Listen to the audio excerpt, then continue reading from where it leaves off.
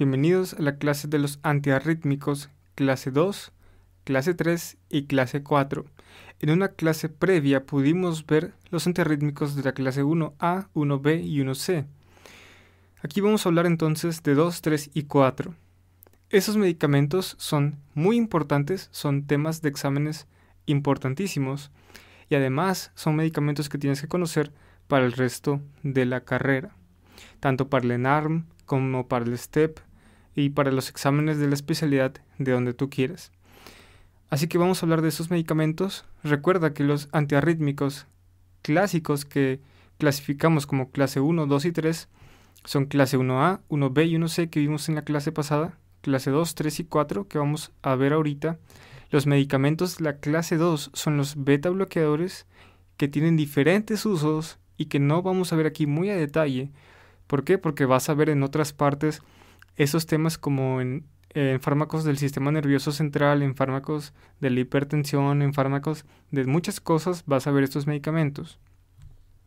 La clase 3 son los que más tiempo vamos a pasar aquí discutiendo y en la clase 4, que son los bloqueadores de canales de calcio, pasa algo similar que con los beta bloqueadores se utilizan para diferentes cosas y los vas a tratar en diferentes temas. Otros medicamentos que se pueden utilizar como antiarrítmicos son adenosina, magnesio, ivabradina, que no está aquí, y digoxina. Que otra vez, digoxina no es un antiarrítmico, pero si tienes un paciente que tiene una fibrilación auricular con respuesta ventricular rápida y en especial si tiene insuficiencia cardíaca, vas a preferir digoxina, porque digoxina va a inhibir la transmisión porque estimula al nervio vago, va a inhibir la transmisión del impulso y va a causar una especie de bloqueo auriculoventricular y también va a causar un efecto inotrópico positivo. Entonces, si tienes un paciente con insuficiencia sistólica que a la vez tiene una fibrilación auricular con una respuesta ventricular rápida, digoxina es tu fármaco de elección, a pesar de que, repito, no es considerado un antiarrítmico. Así que vamos a empezar hablando de los fármacos de la clase 2, que son los beta bloqueadores, o que bloquean los receptores adrenérgicos beta en el corazón.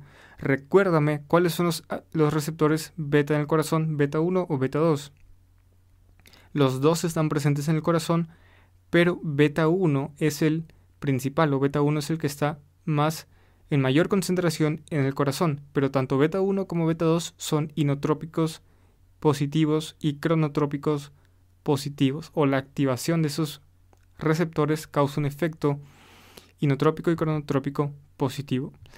Esos medicamentos, hablando de las arritmias en especial, tienen una actividad predominante en el nodo, en el tejido nodal, te van a decir tus libros, hacen referencia al nodo sinauricular y el nodo auriculoventricular.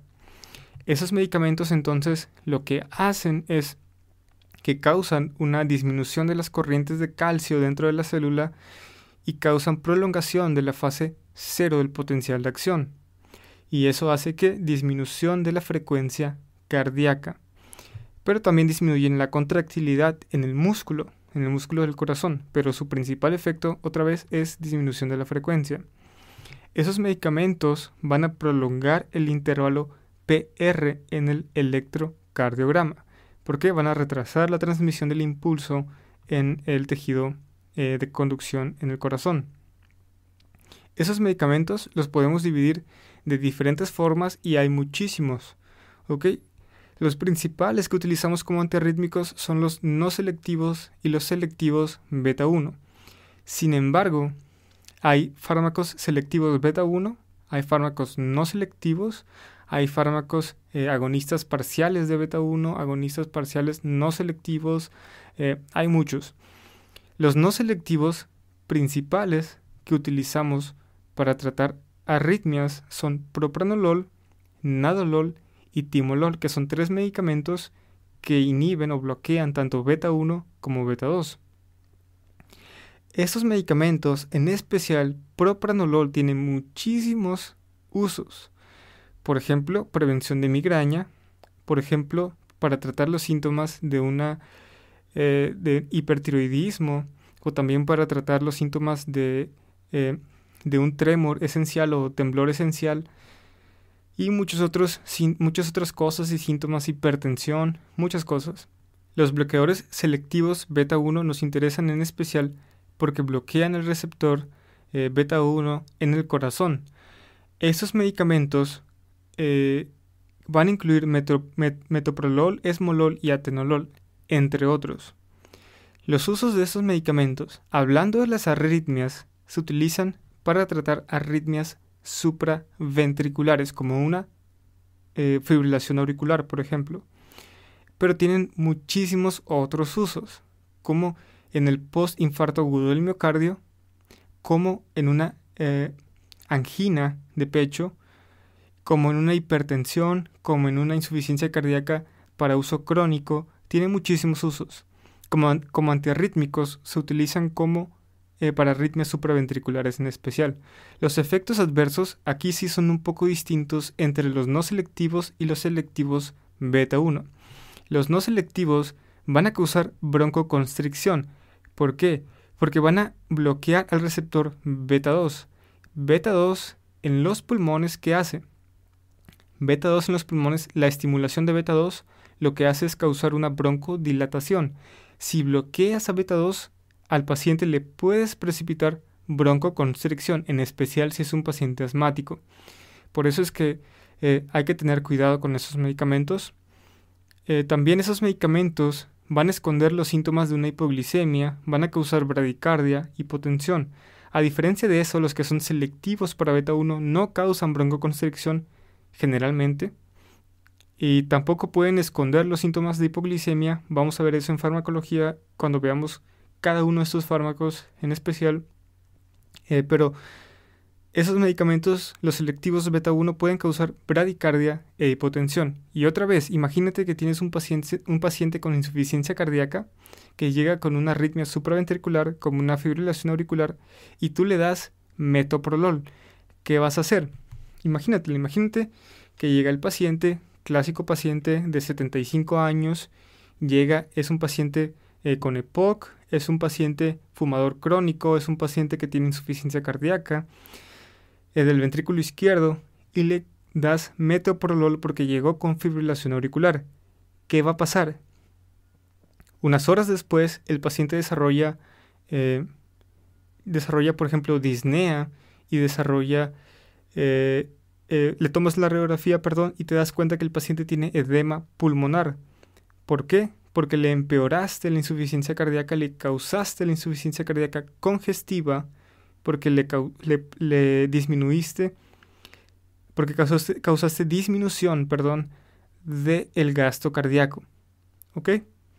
¿Por qué? Porque esos medicamentos disminuyen la contractilidad, no solamente disminuyen la frecuencia cardíaca. Ahora, clase 3. Estos son los más importantes que nos interesan en este video. Los medicamentos clase 3 o antiarrítmicos clase 3.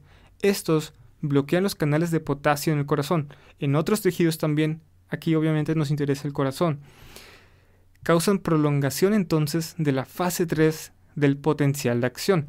Recuerda que los canales de potasio están trabajando en la fase 4 y en la fase 3. Esos medicamentos en especial prolongan la fase 3 del potencial de acción. Van a prolongar también el periodo refractario efectivo, y estos sí que van a prolongar el intervalo QT, porque acuérdate que el QRS corresponde con la fase 0, después tienes el intervalo QT que va a corresponder hasta el final de la fase 3, entonces prolongas el intervalo QT en el electrocardiograma. Y en la clase pasada dijimos que cuando prolongas el intervalo QT, tienes riesgo como efecto adverso de causar ¿qué? Causar ese ritmo de torsión de las puntas, o torsade de pointe en francés. Así que antiarrítmicos clase 3, los principales son amiodarona, ibutilide, dofilitide y sotalol. ¿Ok? Y estos tienen usos un poquito distintos. Amiodarona en especial se utiliza para arritmias ventriculares que no responden a otros fármacos y que además están poniendo en peligro la vida del paciente. amiodarona en realidad lo puedes utilizar para cualquier arritmia que no responde a otros medicamentos. Y recuerda que estos fármacos de la clase 3 se utilizan antes que utilizar la clase 1C.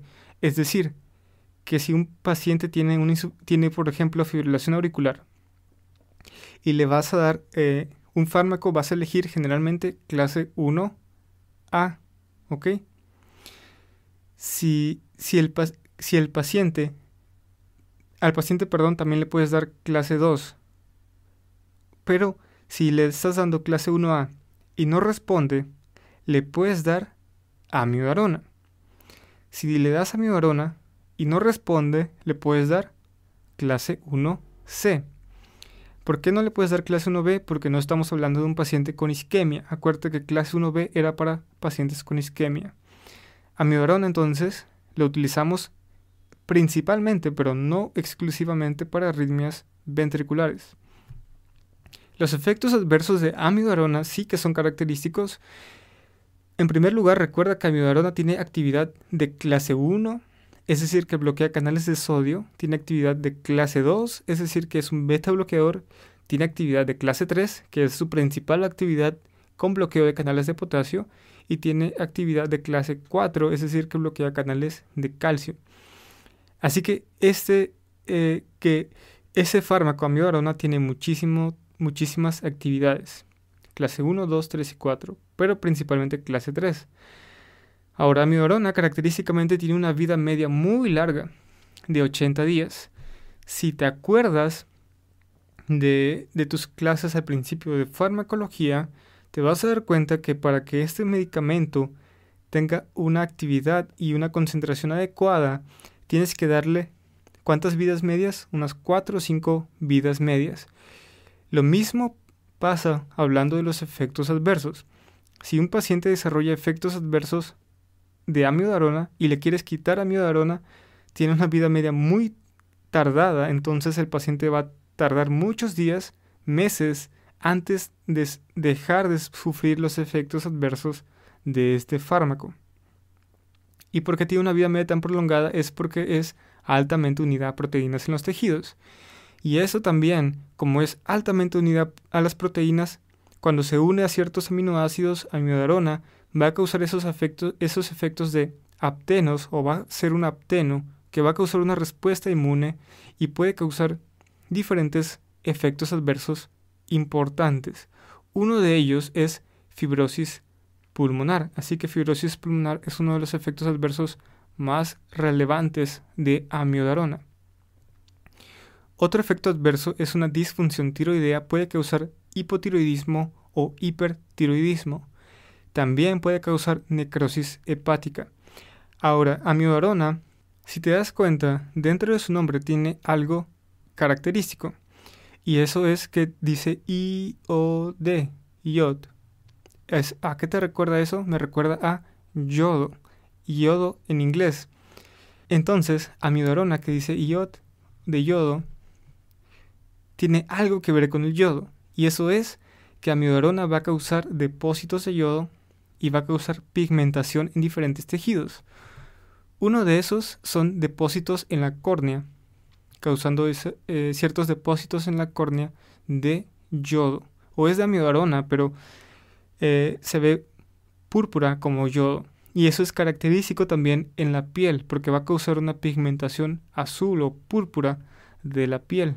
Amiodarona también puede causar insuficiencia cardíaca, porque recuerda que también tiene actividad de los demás y puede causar insuficiencia cardíaca igual que otros fármacos. Es neurotóxico, también se pega a las neuronas y puede causar también estreñimiento. Ahora, ibutilide y dofilitide son un poco parecidos. Ambos son utilizados para tratar fibrilación auricular y flúter auricular.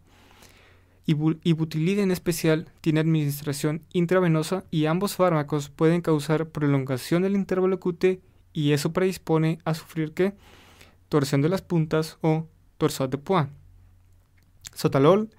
Este es un medicamento antiarrítmico de la clase 3 utilizado para tratar en especial arritmias ventriculares que no responden a otros fármacos y ponen en peligro la vida, igual que amiodarona. Sin embargo, una característica muy importante de sotalol es no solamente que bloquea los canales de potasio, sino que también es importante bloqueador beta, ¿ok? Y es no selectivo, entonces también puede causar hipotensión y de hecho, de la clase 3, el que más frecuentemente va a causar torsade de Pointes es sotalol y también dofetilide, ¿ok? Sotalol más frecuente que cause torsade de Pointes y dofetilide después. Y amiodarona, de hecho, es el que menos riesgo de causar torsade de Pointes. ¿Por qué? Porque amiodarona tiene ciertas características por ahí importantes respecto a su función en el tejido cardíaco. Ahora, clase 4 son los últimos de los cuales vamos a hablar y la clase 4 bloquean en especial canales de calcio en el corazón y predominantemente van a tener actividad en el nodo, en el tejido nodal y en el tejido de conducción y van a prolongar tanto la fase 4 como la fase 0 del potencial de acción. Recuerda que ese es el potencial de acción del nodo SA y también del nodo AB porque se ve muy parecido. Esos fármacos van a causar disminución de la frecuencia cardíaca y también van a causar disminución de la contractilidad y van a prolongar el periodo refractario efectivo y también van a prolongar el intervalo PR en el electrocardiograma. En especial, esos medicamentos, cuando tú ves fármacos bloqueadores de canales de calcio, tienes de dos tipos. Tienes los que son no dihidropiridinas y los que son dihidropiridinas. Las dihidropiridinas son como amlodipino, nifedipino, que podemos utilizar para tratar hipertensión, mientras que las que son no dihidropiridinas son verapamilo y diltiazem. Estos dos medicamentos son los que utilizamos como antiarrítmicos de la clase 4. ¿Cuáles son los usos? Se utilizan para taquicardias supraventriculares, especialmente reentradas, ¿ok? Entonces, especialmente reentradas como Wolff, Parkinson, White. ¿Por qué? Porque vas a bloquear la conducción entre las aurículas y los ventrículos, pero también se pueden utilizar en fibrilación auricular y en flúter auricular. Y estos medicamentos, a diferencia de los dihidropiridinas, estos no actúan en los vasos periféricos, por lo tanto van a prevenir una estimulación simpática del corazón. Es decir, imagínate que tienes un paciente que tiene una arritmia.